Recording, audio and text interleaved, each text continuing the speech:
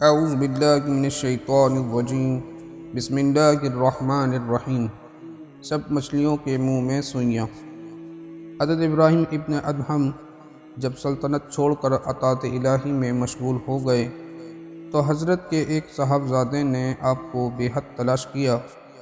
آخر ایک دفعہ دیکھا کہ حضرت دریا کے کنارے درخت کے سائے میں بیٹھے ہوئے ہیں اور اپنے کپڑے سی رہے تھے۔ صاحبزادے نے سلام کیا اور عرض کیا، یہ کیسی زندگی آپ نے اختیار کر رکھی ہے، اس تنہائی اور وحشت سے کیا حاصل؟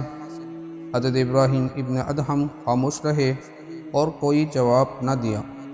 جب شہزادے نے دیکھا کہ آپ خاموش ہیں اور کوئی جواب نہ دیا تو غصے سے سوئی حضرت کے ہاتھ سے لے کر دریا میں پھینک دی اور کہا، یا تو آپ مجھے سوئی نکال کر دکھائیں یا پھر گھر چل کر سلطنت سنبھالیں۔ حضرت نے فرمایا، بیٹا سوئی اب کس طرح نکل سکتی ہے؟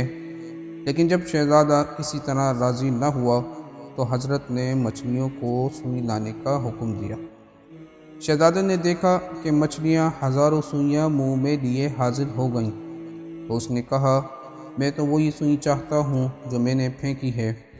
اتنے میں ایک بہت بڑی مچھلی نے نمودار ہو کر کہا کہ میں اس سوئی کو حضرت خضر علیہ السلام کے لیے بطور تبرک لیے جا رہی تھی کہ حضرت کے احترام میں واپس لائی ہوں۔ شہزادہ اس واقعے سے بہت متاثر ہوا اور عرض کی کہ میں نے اللہ اور اس کے رسول کی محبت میں حامل ہونے کی کوشش کی تھی، مجھے معاف کیجیے اور اپنے قدموں میں رہنے کی اجازت دیجیے۔ حضرت شیخ نے فرمایا، بیٹا تم واپس جاؤ، جو اپنے پروردگار عالم کی یاد میں محو ہوں اسے کسی چیز سے سروکار نہیں ہوتا۔